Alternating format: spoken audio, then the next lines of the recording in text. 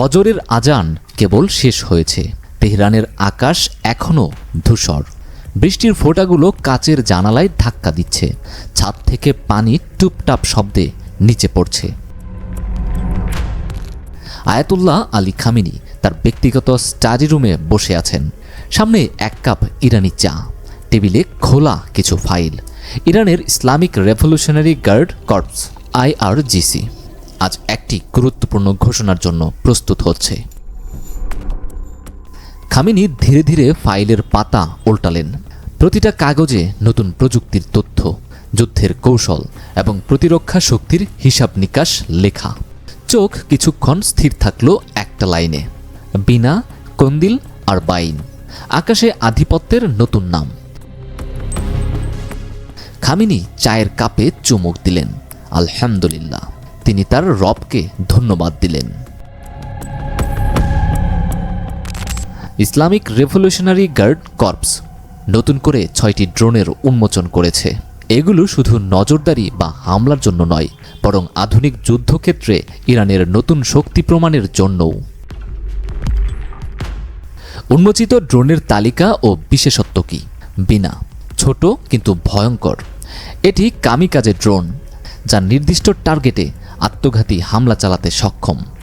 কন্দিল 4 and 5 উন্নত নজরদারি drone, 100 kilometre range, উচ্চমানের ইলেকট্রিক ইন্টেলিজেন্স প্রযুক্তি সংযোজন। আরবাইন মাল্টি রোল ড্রোন, যা নজরদারি, আক্রমণ এবং রিকনেসান্স মিশনের জন্য উপযোগী। রাদ 2 and 3 ইরানের নতুন স্টেলথ ড্রোন, যা রাডার এড়িয়ে শত্রুর ভূখণ্ডে প্রবেশ করতে পারে। সায়েগ উন্নত আকাশ প্রতিরক্ষা ড্রোন, যা শত্রুর ড্রোন এবং ক্ষেপণাস্ত্র প্রতিহত করতে সক্ষম। দীর্ঘ পাল্লার সক্ষমতা, 100 কিলোমিটার পর্যন্ত ওড়ার ক্ষমতা থাকায় এগুলো সহজেই ইসরায়েলি বা আমেরিকার ঘাঁটি লক্ষ্যবস্তুতে পরিণত করতে পারে। স্টেলথ প্রযুক্তি, উন্নত ইলেকট্রনিক জ্যামিং প্রযুক্তি, যা শত্রুর রাডারকে বিভ্রান্ত করতে পারে। কম খরচে বেশি কার্যকারিতা।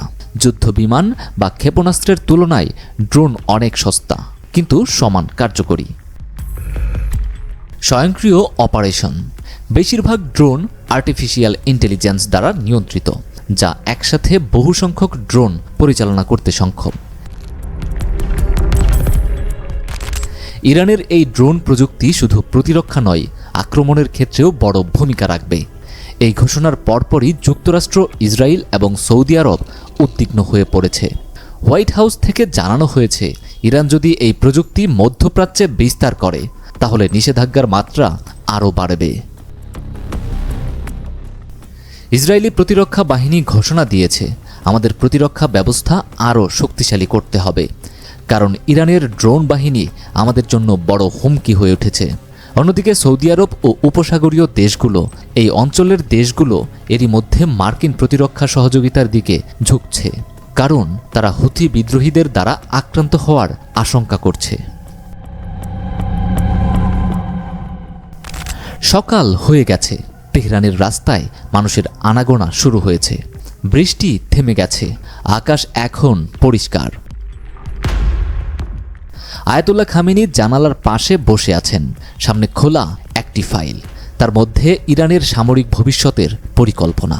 তিনি চুপচাপ সব পড়লেন, তারপর ফাইল বন্ধ করে চায়ের কাপ হাতে নিলেন। একটা হাসি খেলে গেল খামেনির মুখে। এরপর বিড় করে বললেন, তেহরানের আকাশ আজ শান্ত, কিন্তু এই শান্ত আকাশ অশান্ত করে একদিন হয়তো কিছু অত্যাধুনিক ড্রোন ছুটে যাবে ইরানের শত্রুদের জানাজা পড়াতে।